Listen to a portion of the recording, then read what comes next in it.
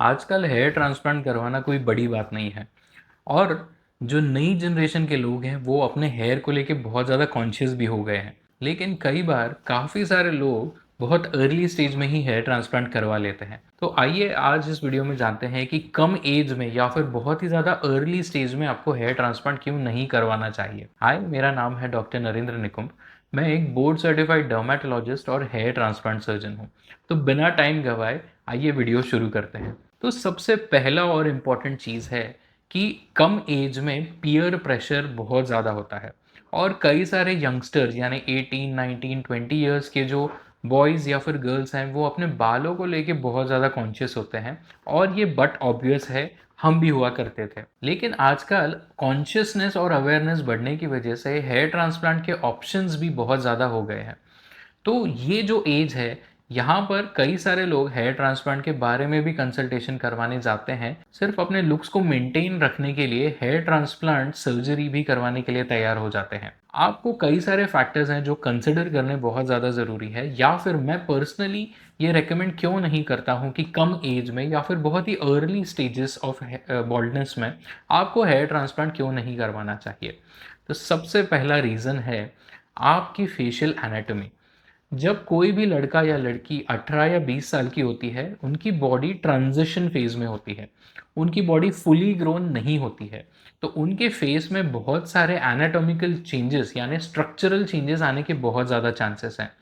Hair transplant surgery एक aesthetic surgery है, यानी आपके फेस के स्ट्रक्चर या एनाटॉमी को मद्देनज़र रखते हुए ही आपकी हेयरलाइन डिज़ाइन की जाती है।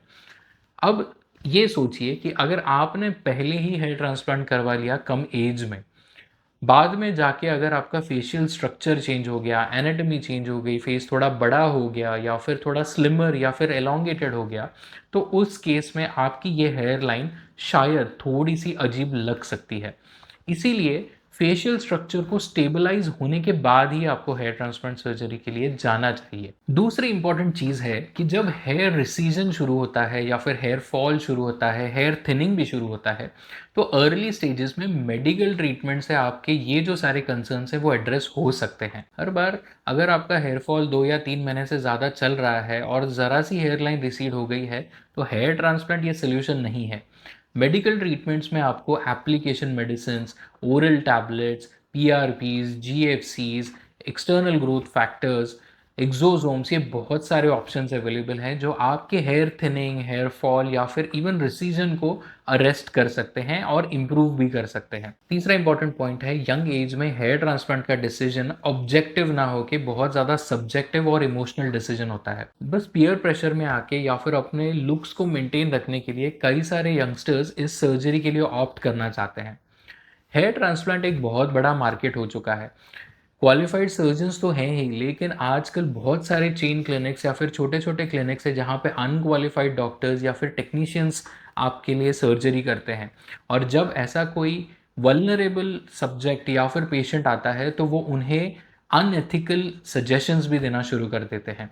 और वो आपको बिल्कुल भी ये नहीं बताएँगे कि आपको क्या नहीं करना चाहिए, हेयर ट्रांसप्लांट क्यों नहीं अभी ऑप्ट करना चाहिए। वो बस आपसे पैसे लेने के लिए बैठे हैं और वो आपको सर्जरी करवा देंगे। आगे बढ़ने से पहले एक चीज़ इंपॉर्टेंट मैं बताना चाहता हूँ कि जब भी आप वीडियो को लाइक करते हैं, शेयर करते हैं और चैनल को सब्सक्राइब करते हैं, तो हमें मोटिवेशन मिलता है ऐसे ही इन्फॉर्मेशनल वीडियोस बनाने के लिए। तो प्लीज़ लाइक, चैनल को सब्सक्राइब ज़रूर करिए। और जो आखिरी पॉइंट है वो ये है कि कई बार यंग एज में ज़रा सी हेयरलाइन रिसीड होने के बाद हेयर ट्रांसप्लांट ऑप्शन बिल्कुल भी नहीं है। अगर आप 500, 600, 800 ग्राफ्ट का हेयर ट्रांसप्लांट करवाना चाहते हैं तो आपका ग्रेड ऑफ बॉल्डनेस बहुत ज़्यादा एडवांस्ड नहीं है। ये बहुत ही कम ग्रेड का है और ये मेडिकल ट्रीटमेंट से भी सही हो सकता है।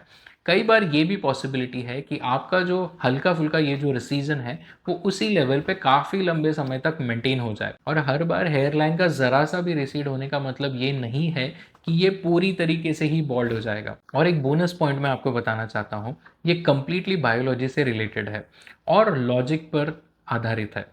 तो भले ही आपका हेयर लाइन रिसीड होना शुरू हो गया है, आपके फैमिली में बॉल्डनेस की हिस्ट्री है, लेकिन अर्ली स्टेजेस में आपका जो हेयर रिसीजन है वो काफ़ी कम होता है। ये धीरे धीरे करके आगे बढ़ता है।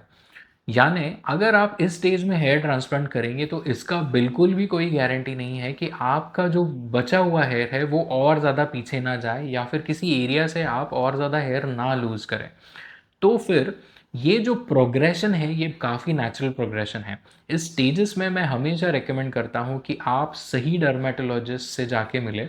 आप एक प्रॉपर मेडिकल ट्रीटमेंट स्टार्ट करें, भले ही आप उसमें प्रोसीजर्स ऐड कर सकते हैं ताकि आपकी जो हेयर थिनिंग, हेयर फॉल या फिर रिसीजन ऑफ हेयरलाइन है उसका स्पीड कम हो जाए और आपके बाल वापस नियर नॉर्मल आ जाए। तो आई होप इस वीडियो से आपको काफ़ी ज़्यादा इंपॉर्टेंट इन्फॉर्मेशन मिली है और अगर आप ओवर थिंकिंग के साइकिल में चले गए हैं तो आप सही डॉक्टर के पास जाके कंसल्टेशन ज़रूर करवाएंगे। इस वीडियो को लाइक करिए और अपने उन सारे फ्रेंड्स या फिर फैमिली फ्रेंड्स के साथ शेयर करिए जो हेयर ट्रांसप्लांट को लेके बहुत ज़्यादा सीरियसली सोच रहे हैं लेकिन उनका हेयर लाइन बहुत ज़्यादा रिसीड नहीं हुआ है या फिर उनका एज बहुत ही ज़्यादा कम है।